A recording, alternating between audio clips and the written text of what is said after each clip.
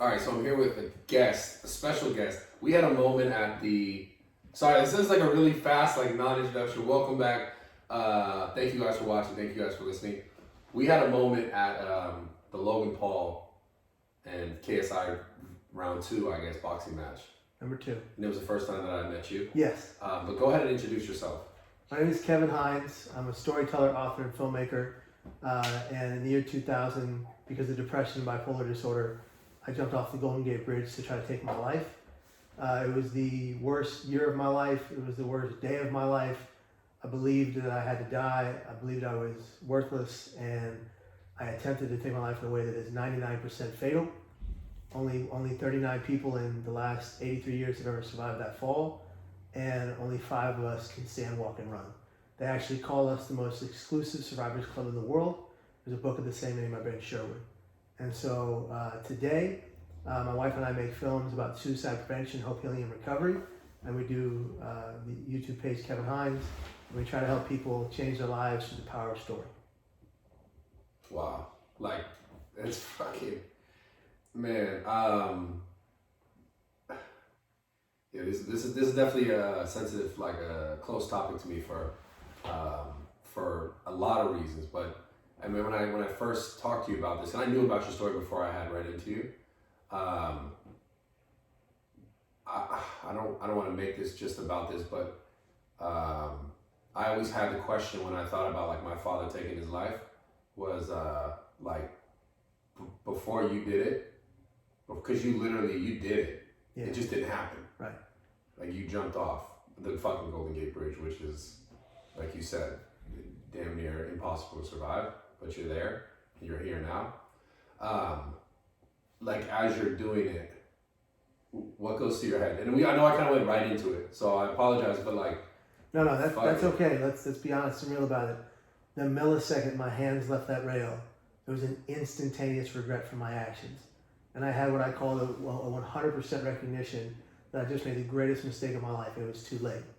And here's the thing, like, Brad, of the 39 Golden Gate Bridge jump survivors, there's only about 25 who remain alive today. Many have died of natural causes in old age, right? Of the people that are alive today that have attempted off that bridge, 19 of the 25 that remain alive have all come forward to say they had the same instantaneous regret that I did. Same regret. And that goes to show us that our thoughts do not have to become our actions.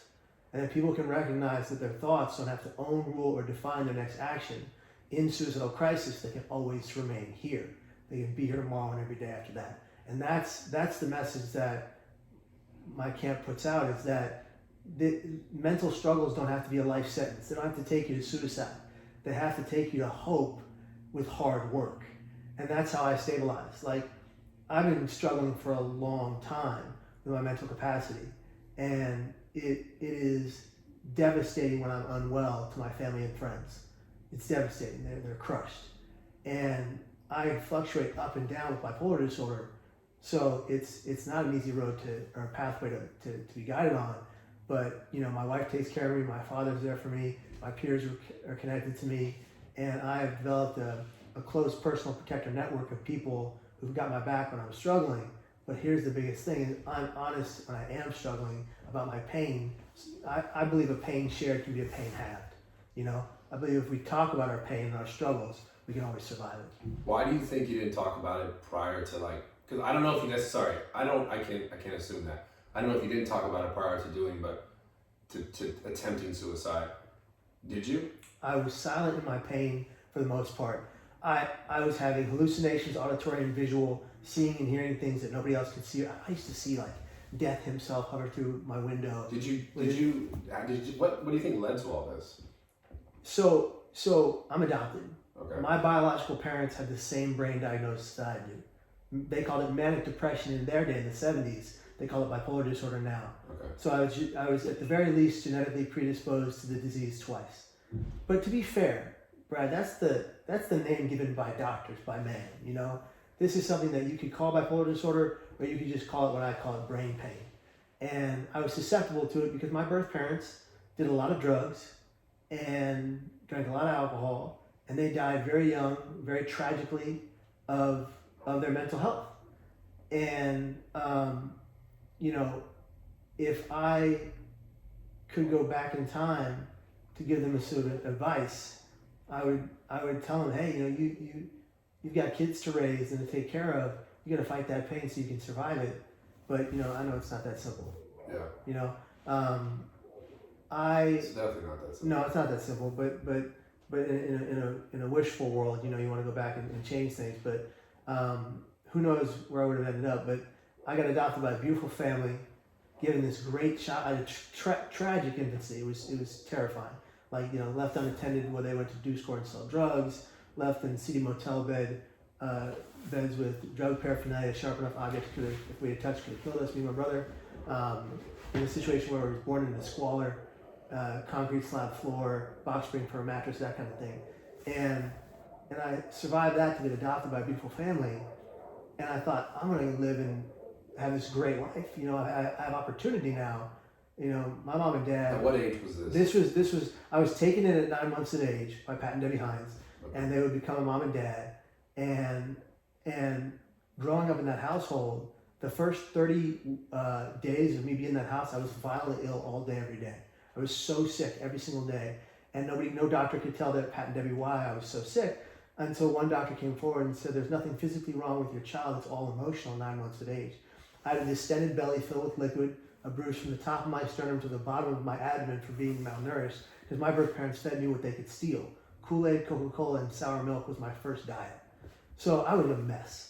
And what we know today is that it wasn't just emotional and mental struggles as an infant, because the food I was being fed was wrecking my brain. Yeah. My gut to brain health ratio was horrible because of I was just a mess. And so I get to Pat and Debbie Hines, I'm sick for 30 days, and then everything starts to get better. I realize I'm home, and growing up in that household was a beautiful thing. And I thought, how could anything go sideways from here? We're going to have a great life. And then at 17 and a half, my brain broke. It just broke. I was on stage. I was a theater kid. I was on stage at Reardon High School performing in the show. Wait a second. Yeah. Wait a second. Yeah. You went to Reardon? Yeah. I went to Reardon? No, I didn't know you went to Reardon. Oh, yo. That's fucking crazy. Holy shit, dude. My dad went there too. Yeah, so did mine. He dropped out. Wow. That's fucking weird. What year? My dad, I have no idea. I don't know. No, what year were you? 07 or 08? Something like that. Yeah, 07 or 07, I think. Wow. Yeah, that's fucking funny. I graduated. Nice. Yeah, and then I went to Sac State. That's funny though, right? When you said that, I was like, what the fuck? And then I guess my dad went there for a few years because his grandma or something was paying for it, and then eventually he dropped out. Okay. But yeah, that's fucking weird. That's some San Francisco shit. San Francisco. I graduated in 2000. Damn. Wow. Yeah. I was 7. I think it was 07. So I was 7 years behind you. Wow. Yeah. Fucking that's weird as shit. All right. Yeah. So how'd you like the school? I liked Reardon. It was the only school I picked. So I picked it because my dad went there, and he graduated in '67. I think they just picked it for me. Yeah. I didn't apply to any other schools. My dad was real worried. He was like, hey, what if you don't get into this school? I was like, well, that's a gamble I'm willing to take, And I went there and I enjoyed it. I wrestled, WCL wrestling champion, played football team went to state, was on the speech and debate team. They kicked me off. So you were physically active, you were doing all this stuff, but at 17 you were on stage. I'm on stage. You were doing theater. Was the teacher that woman? Mrs. Reardon was the teacher when you had her, but it was Mr. Fennell when I was there. Okay. And he actually took his life too. He's in my movie Suicide: The Ripple Effect, and I'm on stage, and this is the moment that everything changed. I'm on stage, I'm performing in this show called How to Succeed in Business Without Really Trying. I'm playing this character called Gash, and I look out into the crowd, and I begin to believe in a fit of extreme paranoid delusion that everyone there is going to simultaneously rush the stage and end my life. So it's called. Think of it like, mild to moderate paranoia is for anybody, right? Worried about going on a plane, worried about driving, getting in a car accident, those kinds of things. Or you get too high and you're like, oh shit, like something's gonna happen. For me, my paranoias that I face and have faced for a long time come in the form of really the extreme. I get to a point where I believe that entire groups of people are plotting to end my life, and it's Is this common? This is common with bipolar type 1 with psychotic features. This would be part of the psychotic features. Okay, so when I see things and hear things that nobody else can see or hear, which happens all the time. Visually, that, like I can see, hear, smell, like all my senses, they're there. It's not there. It's not there. Okay. And so I would see, like, you know, when I was really going through it but not telling anybody, I would see death himself hover through my window. What you would consider death, right? Yeah, like what you remember, like you see in the movies, like Grim That's what you would see. Like, I would see that. He had a scythe? He had a scythe, right bony arm with a scythe, and he comes in, and his other bony arm turns up, and he says, "Come home with me," and it would happen Monday through Monday, but I wouldn't tell anybody. I mean, my dad would be in the next room, but I wouldn't tell anybody because I was so afraid. How long would that last? Oh my God, I would be paralyzed in my bed looking at death. It would be a quick, 30-second to a minute situation, and then he would disappear, but then he'd come back every night. It was terrifying, and that was just one of the many, many hallucinations that I would have struggling with bipolar disorder. And I would have hallucinations of pterodactyls, of my ceiling opening up before me and pterodactyls flying above. I would have hallucinations. These had to be things that you've seen before, right? One of the things we know about hallucinations is that what we see visually impacts what we see in the hallucination. So the movies you see, the comics you read, the characters you know about. Similar to dreams. Yeah. Whatever passes our ocular front could be later used stored as a memory, and your brain brings it up in different ways. Absolutely, which is why I would see death looking so much like something from the movies. Yeah. Or you watch a lot of Jurassic Park. Or pterodactyls. Yeah, exactly, and that's absolutely probably a reason that would come up like that. Yeah, absolutely. So when you're on the stage and these people, like you're performing whatever you're doing, you're looking out. Do you see them coming towards you? Or no, I have the sense that at any moment they're coming for me and they're going to kill me. And so I ran off stage. I ran to the lobby. John met me in the lobby, the theater director, and he says, "Hines, can you please finish the performance? It's not even intermission yet. What are you doing?" And I just babbled incoherent nonsense for the next 10 minutes because I couldn't make out 3 words in a row that made sense without stuttering or stammering. And this was the first time where it shit hit the fan for you? Yeah, that was the first time where everybody was like, okay, Kevin's really unwell. Kevin's really unwell, he needs help. And then shortly thereafter, I saw my first psychiatrist, and this guy, he was trying to help me out. He was trying to do right by me, but I wasn't following a treatment plan. I was 17. I was going out binge drinking on the weekend until blackout this many times until it happened. And it wasn't trying to get high or feel the buzz. I was trying to stop the voices in my head. You were trying to avoid it. I was trying to avoid it at all costs. And I always say to people... Did that help? No, it was terrible. Taking psychotropic medications while drinking alcohol, it's a terrible idea and can be very dangerous. And I did it a handful of times. It was something that could have... So you got on medication at 17? I did, yeah. After seeing that psychiatrist, on medication.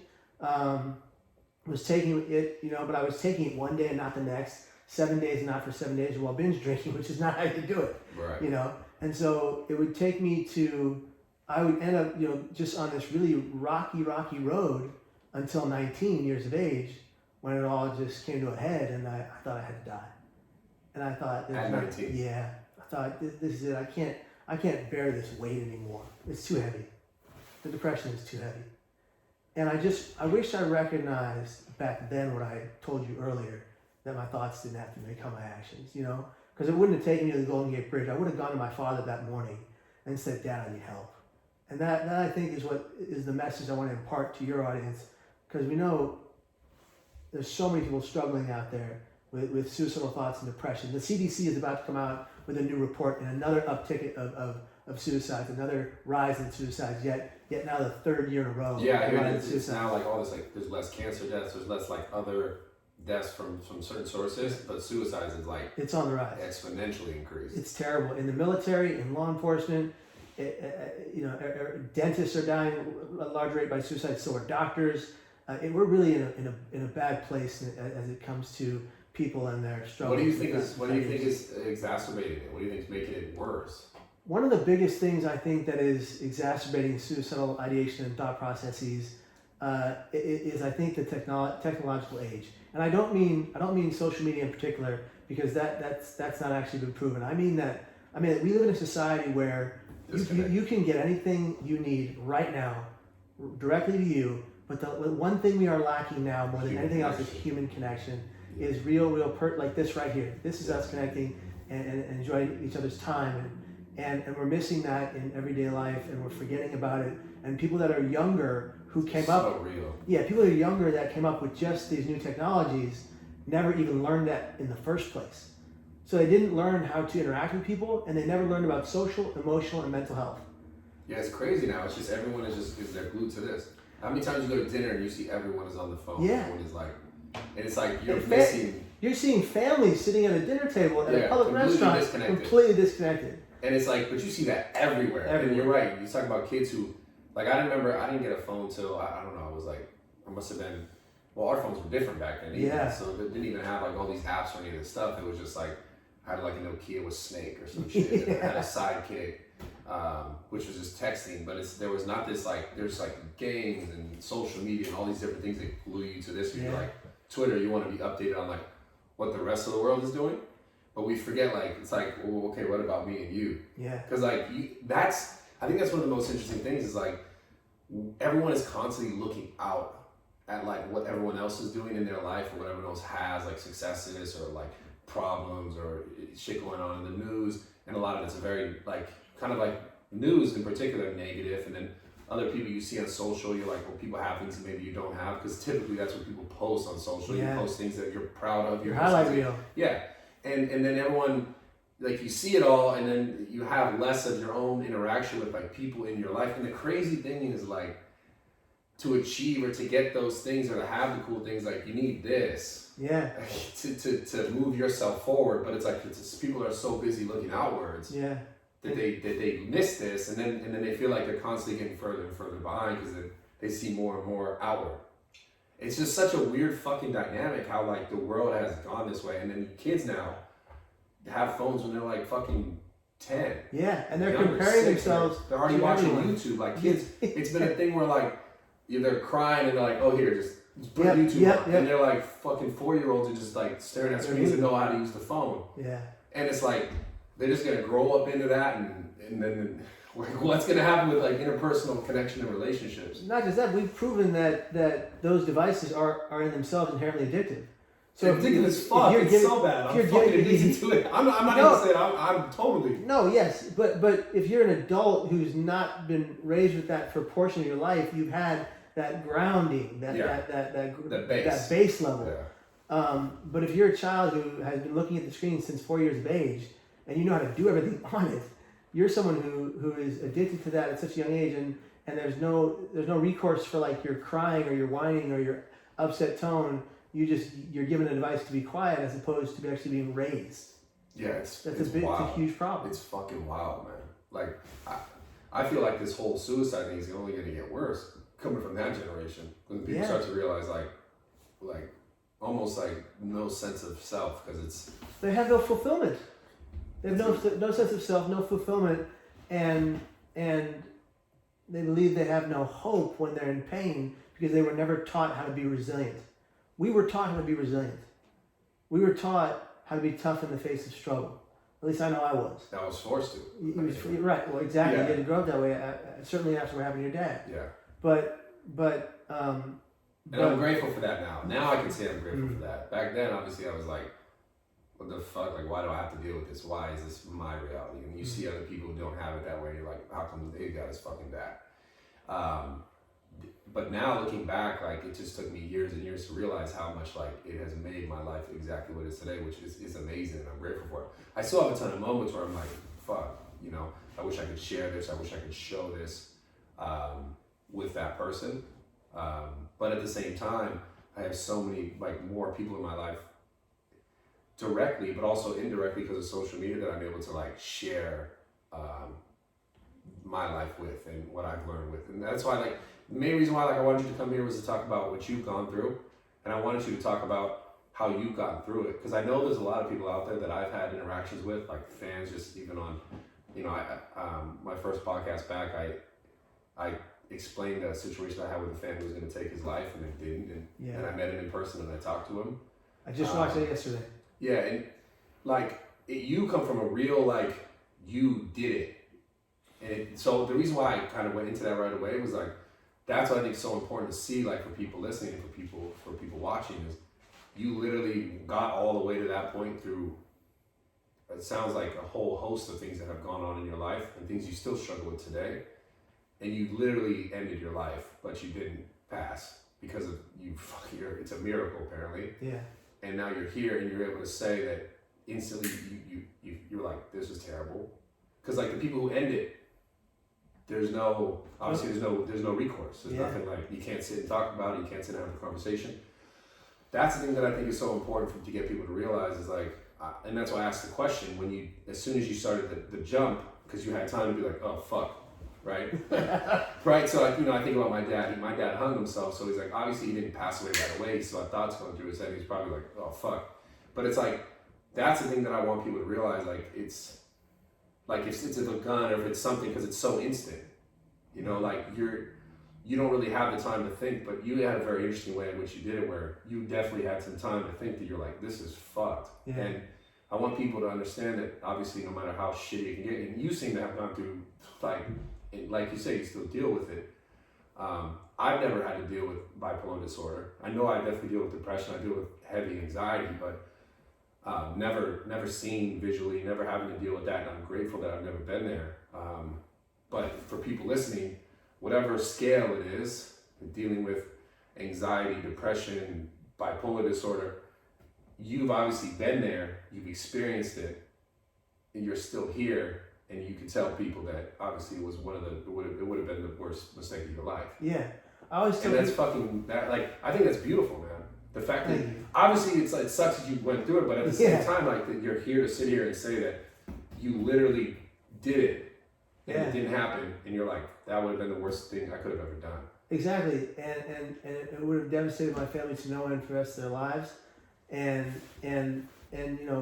I hold a great amount of gratitude for the fact that I survived, but that I learned my lesson. Were you a superhero? No, it's crazy, man. How the fuck? That's a no. It was a miracle, man. I don't know if you know the story behind the actual survival of it, but. No, tell me. When I went over the rail, a woman driving by in a red car saw me go over and called her friend in the United States Coast Guard from her car phone, who happened to be manning the waters of the bridge at that moment with his unit. The only reason the Coast Guard boat arrived to my position in the water before I would set in hypothermia and drown in a 3-minute window before I would set in hypothermia and die was because of that woman making that phone call. Next to that, in the water, before the Coast Guard boat arrived, the only reason I stayed above water for as long as I did was because a sea lion circled beneath me, bumping me up. Yeah, a sea lion circled beneath me, bumping me up until the Coast Guard boat arrived behind me. I thought it was a shark. And I was freaking out punching this thing. Bro, I'm not kidding. There's no fucking way. I'm telling you, let me break it down. So I think it's a shark, and I'm punching this thing, so I'm fearing that it's going to bite my leg off at any minute. This creature circling beneath me, because I couldn't stay above water. I kept going down until this thing started circling, bumping me up and keeping me buoyant. You're telling me a fucking sea lion. A sea lion saved your life. Yes. This is some Aquaman shit. It is Aquaman. I told you you're a fucking superhero, bro. It says it. Hold on a second. No, let me tell you how I found out. Okay. Let me tell you how I found out. So a year after the attempt, I was on a television program called ABC's Primetime Live with that guy John Quinones. Does that show What Would You Do? On the show, I said I thought there was a shark beneath me in the water. People wrote into the show and went online and viral from all over the world. One man's letter stuck out above all the rest. His name is Morgan McWard. He was from Las Vegas, and he wrote, "Kevin, I'm so very glad you're alive. I was standing less than 2 feet away from you when you jumped. Until this day, watching this show, no one would tell me whether you lived or died that day." He said, by the way, he was there. He was there 2 feet away from me, taking pictures.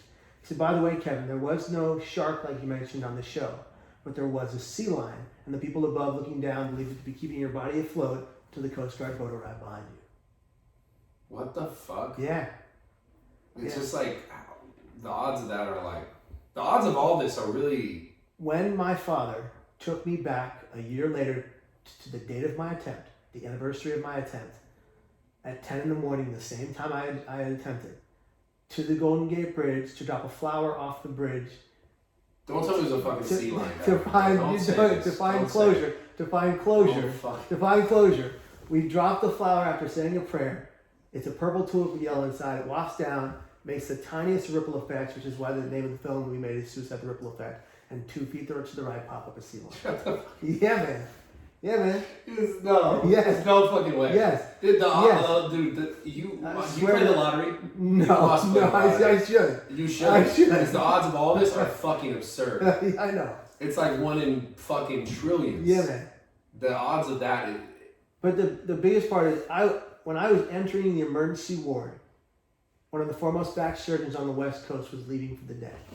He sees me, decides to basically do me a solid and stay. He does my surgery.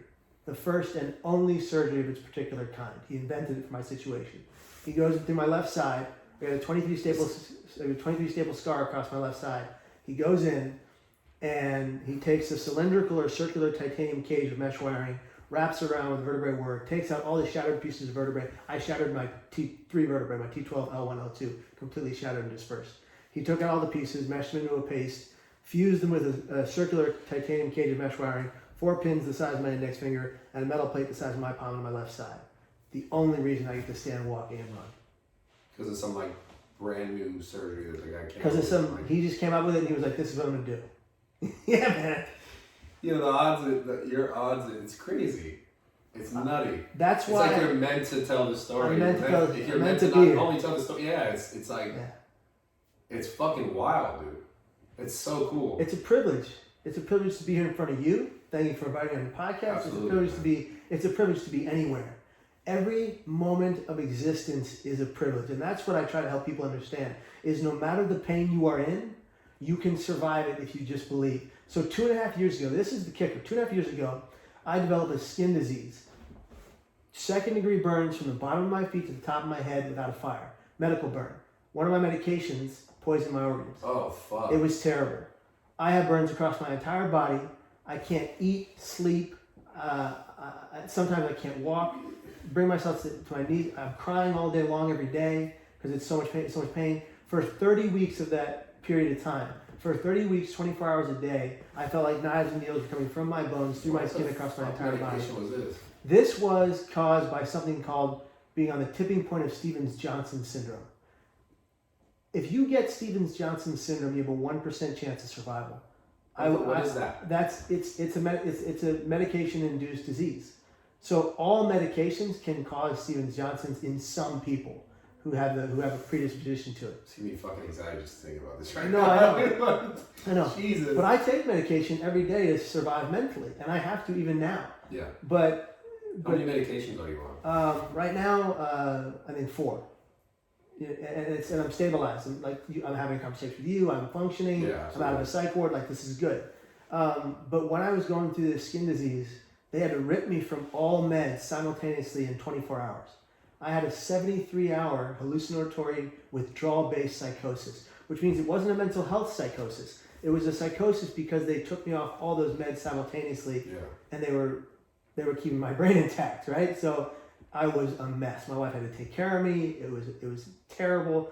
I saw things like I saw the answers to the universe, man. I saw in my room appeared Gandhi, the king of Bhutan, Buddha, Jesus in 50 different forms, and the aliens, a gray, a white, and a green, all the Aboriginals who created the earth. It was insane, man. And then I saw an aurora borealis in my room for about 48 hours.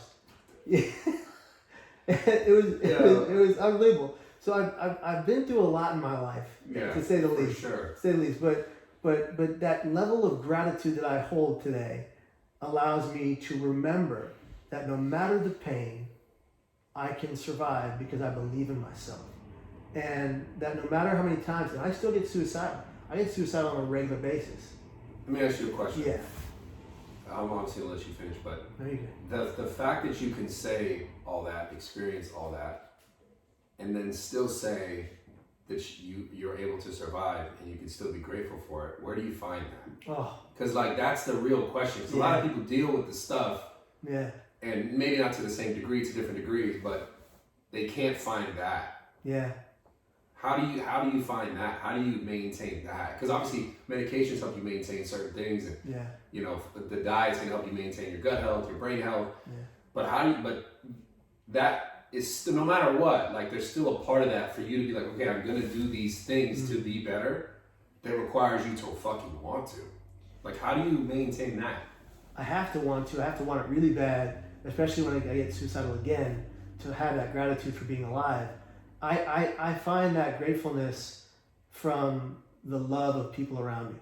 So, you know, love of my wife, love of my father to me, my mom to me, my sister, my family, my friends. I find that gratitude every day that I can, because I recognize that nobody is promised tomorrow. Hell, Brad, we're not promised the rest of today. Yeah. Anything can happen. And recognizing that allows me to realize my true passions in life and the true meaning of life. And that this life is the greatest gift we have ever been given or will ever be given, no matter the pain we are in. I deal with 3 kinds of pain. The physical pain from my jump, which I still have every day. The metal plate is great, but I'm in back pain all day. The pain from my skin disease, which comes and goes now, because I'm anemic, so it comes and goes and it bothers me.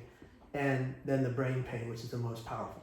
The brain pain is the stuff that is it's legendarily painful. You know, it'll take you to your knees and you got to stand back up, and if you don't, you'll be crushed. And that brain pain, I will not allow it to defeat me. I will not. You can do one of 2 things with any kind of pain. You can let it defeat you, or you can let it build you brick by brick from the ground up. I choose the latter every time. But how? Why? Like, how did you get that? You know, because I fully believe you. Yeah, I can't. I wish I could describe exactly how I find it, but I think it's just I think it's a life experience, a lived expertise of like being there, going through it so much. I mean, I had to do a few years ago, 2011. I had to do 26 treatments of electroconvulsive therapy because I was so drastically suicidal. This was years after my attempt. So I was so drastically suicidal. They said, we don't know what to do for you. We have nothing else on the docket of things to balance your brain health to do for you. We have nothing else that can help save your life. Why don't we try electroconvulsive therapy? And I was like, you're not going to lobotomize me. And they're like, it doesn't work like that anymore. It's much more humane. We think it's going to stop your chronic suicidal thoughts, at least temporarily. And so within 6 treatments, I was feeling better again. And within 26 treatments, which is twice the amount of the full limit, because the full limit is 12. I did 26 treatments because it wasn't totally working. But after that 26 treatment was done, I was not all day, every day suicidal. And so it did work. It did change my outcome and get me to come out of that situation. But I look to people who hold value in me to remind me to have value in myself. And that's okay. You mentioned something in your last podcast about basically being defeated, but not, or accepting defeat, but not being completely defeated. Yeah. Right. And I related to that a great deal because when I feel defeated, I turn to my wife and she'll say, "No, you got this." Yeah. And gives you that oomph to go, okay, keep moving forward. And that's all we can do. Yeah. You know, well, I mean, dude, a part of like everything you've been through, like you experiencing and going through these things and essentially trying to take your life. I mean, actually taking your life and not passing away. Like you went through those things. Obviously, it's like a form of a defeat, but you're still here. You're still moving forward. Yeah. Like that's what I meant by like this whole. Because it's one thing to say like you know I can't lose or I won't lose and like then when you get knocked down you're like, oh, okay, well I'm gonna do something else or I'm gonna focus on something else. But I mean, I really mean this when I say it. Like there's probably nothing in life that's worth having that you're gonna get right away. You're gonna fuck up a few times. You're gonna fail a few times. I'm not even talking about just you know, in the sense of suicide, just everything in your life. Like you're gonna have to be willing to take a loss and losing multiple times before you have a good outcome. Yeah. And obviously you were gifted this like insane like ability to have survived something so like insane that in such a crazy manner with a seal and a fucking the lady seeing it and like this whole story is nuts. And I think maybe when I hear your story, I'm like, maybe when I think about it from the outside, I'm like, that alone should be like, if you're waking up after that, you gotta be like, fuck, man, there's nothing I can try to figure out at least, no matter what now comes my way. That's gotta have been like a major point where you're like, whoa, I really, like, after the fact, how long did it take till you realize like, oh, I'm here for something special? Well, I first looked at it like a failure is not a failure unless if you learn a lesson, right? And I learned a big lesson. I learned a lesson that nothing could destroy my will to live. That's the first thing. But to answer your question, I lost your question. It was how long afterwards of you doing that and like obviously recovery, did you realize like, oh fuck, like there's something special here? Like not special since like I'm fucking special. When did you realize like, oh crap, like this is? So I think it was the same time I realized I could have an impact on the world in a positive way. How long did that take? So that took. I was in the psych ward, the first psych ward after my physical attempt, after my physical surgery where they replaced my back with titanium. I was in my first psych ward, and it was St. Mary's in San Francisco, and there was a Franciscan friar named Brother George Cherry. You know those guys with the black robes, the white robes, all that. And he comes in, and this guy for 30 years as a chaplain in this hospital, he would always read the chart. He would always read the chart. He would never come in without reading the chart. He didn't read the chart when he came in my room. I'm putting on my back brace. I'm walking with a cane. How do you know that? He told you later? He told me later. Okay. So he goes, hey kid, what are you in for? And I go, as I'm putting on my back brace, I go, oh, I jumped off the Golden Gate Bridge. And he goes, yeah, and I'm the Pope. He didn't believe me. He thought I was crazy. And I was like, your story's fucking crazy. I said, no, brother, that's what I did. I jumped off the Golden Gate Bridge. That's why I had the back brace. That's why I'm walking with this cane. He goes, oh, I'm so sorry. I feel so bad. Let's pray. So he comes over. He puts his hand on my forehead. He's holding the rosary with another hand. And he goes, we say a couple prayers together. And he goes, when you get out of here, kid, you want to talk about this. And I was like, about what to who? Okay, buddy. And I just brushed it off my shoulders like, this guy's tripping. I'm not going to tell this to anybody. I'm embarrassed. I'm thoroughly embarrassed about what I did. And ashamed, for that matter. And anyway, I get out of the hospital. I go to church with my dad. And another clergyman comes out of that service who I'd known for 20 years. He was I went to school at that school that was next to that church.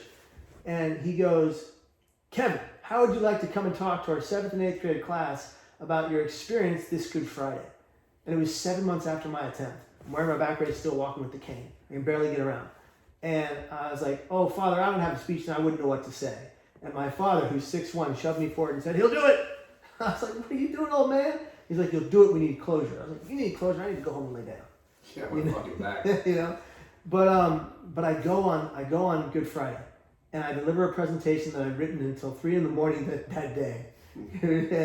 And it was 17 pages long, 45 minutes to read aloud. And I thought to myself, as I was reading this thing, as I'm dropping page by page to the floor with my thumb, holding my cane with my back brace, I'm like, who is this helping? Why am I doing this? What a waste of time. And immediately upon finishing that last page, 8 kids' hands raise up. And I'm like, oh, they're interested in what I had to say. And all these great, intuitive, intelligible, wonderful questions about, the key of life, whatever. And I realized right then there was an impact made. But then, a couple weeks later, Monsignor Harriman, the priest, asked me to come back to the rectory. So I hobble up a 2-mile hike to the rectory. My dad was at work. And I go and I pick up a manila envelope filled with 120 letters from 120 kids. And 6 of them were from kids who were actively suicidal. And they were going to get the help they needed because the kids were minors under the age of 18, and the teachers had screened the letters and made sure that they would be put into safety. And when that happened, I knew I had to do this for the rest of my life. Yeah. I knew I had to tell my story for the rest of my life to the best of my ability and try to help people. And that's how we did it. First it was me talking to school after school after school, and then and then I started talking to the military, law enforcement, the FBI, and then conferences, and it grew and grew and grew. And then I went on this journey with my wife, and we built it out and made it so much more than it was. And then we created a multimedia company to create this film, and now I've got the channel on YouTube, and we do all that because we're trying to help people in different ways. And one of the fastest ways, as you know, to scale a message is through online video media. It's like the fastest way to reach anybody right now. Yeah. And we get letters from as far as Peru, Africa, China, and Japan saying that our videos are saving lives. I'm not claiming that. I'm not owning that. I'm saying people are writing into us saying that they watch a video, and you know this, that changes or saves their life for the rest of their life. Or if they're feeling on a bad day, they go back and they watch that same video. And that's a gift. Like, why not keep making those kinds of videos if you're going to have that kind of impact? You know, that's what this life is about. It's about getting back. Absolutely. I mean, that's why, like, when I started getting into actually filming video longer format content on YouTube, and I started getting a response from people, like, that's when I really started to see, like, oh fuck, like, this is actually helping people, and I'm not just filming like fitness content or workout stuff or like crazy Instagram videos. Was the response that I would get from, you know, messages and DMs or emails, and then also in person when I would meet people and the stories that people would tell me. That's when I was really like, oh fuck, like, I love this. This is what I'm passionate about. This is what really makes me happy. And like I said, that's why when I talk about my father's passing, that it took me, you know, 20 years basically, because I kind of figured out when I was like, you know, 4 years ago when I was 26, how much I really enjoyed it. It took me 20 years to realize, oh shit, the reason why this happened to me in my life, which was my question my entire life, was for that. Oh, brother. I'm sorry, brother. It's all right. Fuck. I was trying not to do this. No, it's real, man. Yeah. We have tear ducts for a reason. You know? Biological necessity. Fuck. Heavy. Yeah. But that's it, man. Like, yeah. it's when I think about it,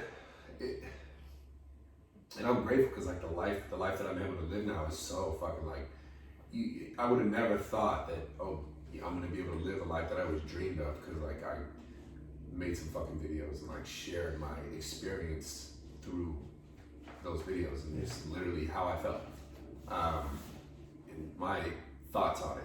And it's crazy to think that, you know, you're gonna reach people and then they're gonna come tell you in person like, oh man, like I didn't kill myself because I watched this video, and now my perspective is different in life. And it's I never like, oh, I'm gonna make this video because I'm gonna do that.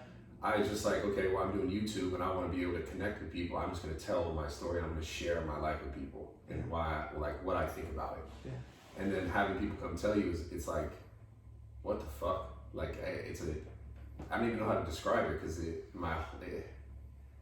I don't know. It trips me out even to this day that like I was able to build all this stuff and like have all these things through just like telling a story that I went through. And I guess I've always been really I don't know, lucky to be able to explain things a certain way, because even before I got on YouTube, I always tended to have conversations with people one-on-one like this, like how we're doing this podcast. Yeah.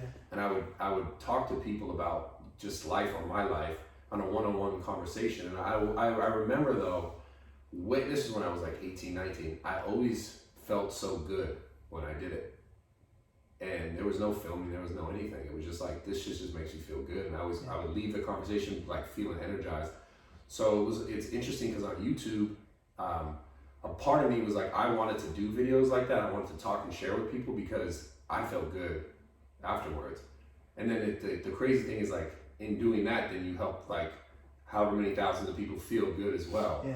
And it's just, I don't know, I guess what I'm trying to say is like, the reason why I'm so grateful is like we have these platforms. And like you said, and we were talking earlier about the suicide rates, and it's trending and it's going up. And I think it is largely in part due to like technological advances and the fact that like everything can be so like, oh, I don't have to go there, I don't have to do that, I can just get it here, I can be a little bit more disconnected. At the same time, it has also created like such an ability to connect. Yes. So it's all about like, what are you looking for? And that's why I think where the real magic can happen with people is like, if you're on it and you're looking in a way, in a sense, like I was talking earlier as well about like outwards, what people have and what you don't have, versus like you can look for certain things that, you know, maybe an inspirational video by, you know, some motivational business person like Gary Vee, or someone inspirational like David Goggins. Like you can look to these people, someone like you, right? where you're like, you gotta try to find it. It might be a little bit harder to find because it's not as viral and it's not as like clickbait, and it might not have as many views because it's not like what people are clicking on. But there's so many like magical things like that where you can get so much from it on the internet. Like, so hopefully someone sees this podcast and like, damn, I'm glad I found it. You know? So that's why I'm also so grateful. Like, that's what I think about my life, and the fact that I've been able to make a living through doing this is crazy. Because it can be so double-sided. Yeah. Like a double-sided sword. Like, it can be great, it can be shit. It's kind of like what you look for. Right. And what you need. Yeah. And that's why I was asking questions earlier about like, how did you find that? Because the thing that I think is really significant when I talk to you is like, you speak about your team, you know, your family, your support group, the people around you, and then they're a big part of you being able to continue. Yeah. Right. Not a lot of people have that. Yeah. Not enough people have that. And so it's like, that's very hard to find. It's very hard to create. I think with the internet, I think you can find people who maybe like yourself who have more of a team and from the outside looking in can kind of in a different way be your team. If you're the person listening, they're like, I don't have someone. You can follow someone like you or someone you find inspirational and maybe look for that type of content that they make that resonates with you if you don't have that. But also I brought that up because I wanted to say when you like maybe before you realized the team thing, like was there a moment where you felt like alone in it? Yeah, man. I felt alone for a long time but mostly because I wasn't being honest in my struggles. I was keeping it inside and I was silencing my pain. And when I did that, I ostracized everybody around me and I alienated my family and friends. I pushed them away. There was a time in my third psych ward stay when I came out, nobody would house me. Nobody would take me in. They were like, nah, Kevin, you this is the third time, you need to get well on your own. I had to go to a halfway home for the mentally ill. It was the worst, it was a part of the worst period of my life when I'm in the halfway home and I don't know anybody and I'm rooming with, my bunkmate is a guy who's like, would beat me up in the halfway home. Like it was not a fun and pleasant experience in the beginning, and I felt without my world, and it was devastating for some time to try to have hope. I had none, and then I found the love of my life, and everything changed. Before you found the love of your life, though, what got you through that? Because the thing that I'm trying to relate is that I know there are going to be people out there who might watch this and be like, I don't have that. Right. I don't have the love of my life. I don't have this. Maybe that's what I'm even extra stressing over, or that could be the cause of some issue in their life. Or because I know a lot of people feel alone. Yeah. I know that's like there's so many times when I feel that way. It's like I know that it's a relevant thing, and I kind of wanted to get your perspective on it. Like before you found that, how did you keep yourself going? Hard work. Yeah. I was in the halfway house gym every day. When I was in the gym, I was running down the line steps. When I wasn't running down them, I was running up them in San Francisco. Exercise helped me a great deal. I was doing everything I could to better my brain health. I was reading every book I could about bipolar disorder. Yeah. I was taking my recovery very seriously, and I was changing the course of my brainwaves and brain patterns just by working hard. And I learning through like applying it through education was the tool. And when I was alone, I realized that if I just fought for myself and had value in myself, and if I learned to love myself, learned to love that I have true value for me, that was the greatest lesson, was that I can't rely on people outside of me to hold me up. I have to work to hold myself up. And that's the thing that people are missing. They're lacking. Yeah. They're lacking in their ability to fight. And I think that if you can look at your pain from the outside in and assess that everyone's going to go through pain, but pain is inevitable. Suffering is optional. It's a choice. We're given that term by clinicians when we first are diagnosed. You're suffering with this and you're suffering with that. I decline that nonsense. I deny it. We are not suffering unless we choose to suffer. I believe that, because you know the pain I told you I was going through, right? Skin pain, everything, right? Yeah. You know, pain is inevitable. It's coming for all of us if it hasn't already. But suffering is optional. It's a choice. And if you make suffering a choice, you can always, always defeat the pain. Because you can decide. You decide. It's your choice. You So own fucking- it. so You own it. significant, You own it. You own it. Don't let it own you. You know, you can say that's easier said than done, but it's done. Yeah. It's done all the time by people all around the world. Look at Oprah. Look what happened to Oprah. I mean, this is a person who was abused as a child, and she could have easily taken a route of a devastating life, but she chose to let her pain build her. Yeah. And look where she is. Tyler Perry, same thing. Tyler Perry, same thing. Yeah.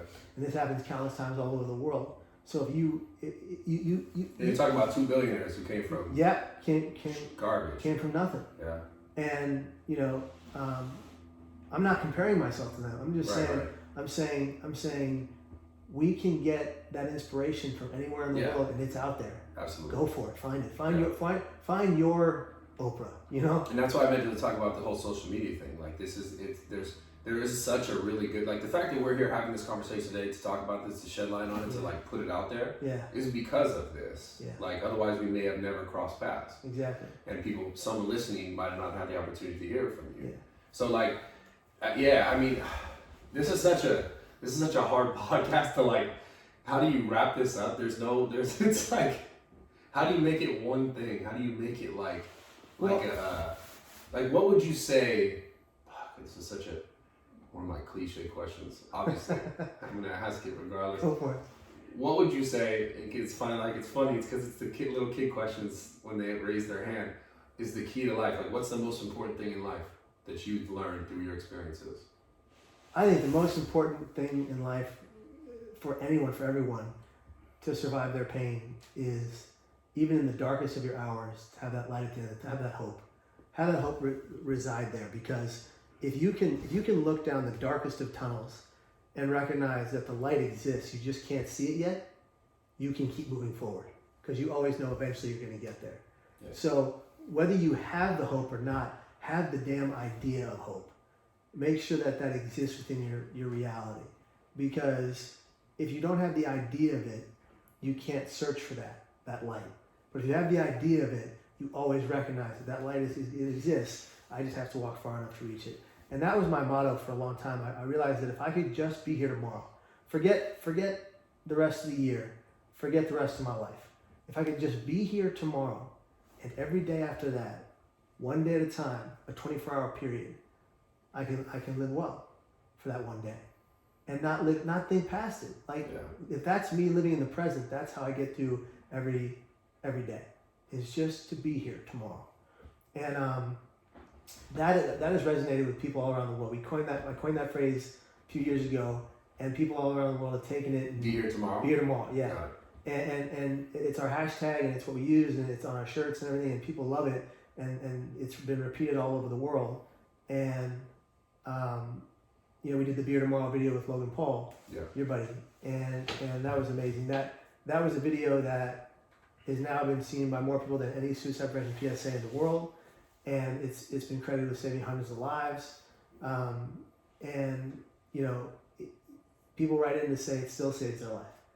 If we can, as a YouTube community, and I'm a small guy on YouTube, my channel is really tiny, but it's having an impact. If we can, as a YouTube community, put out more content that helps people instead of hurts them, we'd be a better world for it.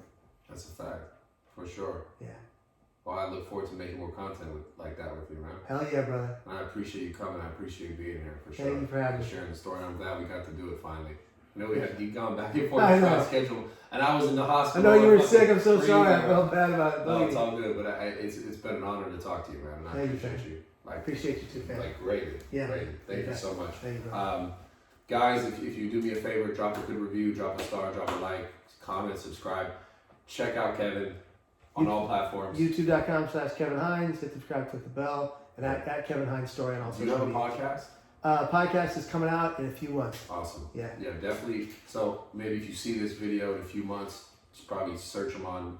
Maybe is it gonna be on YouTube? Yeah, YouTube and Is it gonna be on your same YouTube channel? Same YouTube channel. Okay, so YouTube.com/Kevin Hines. and your Instagram. Instagram is at Kevin Hines Story.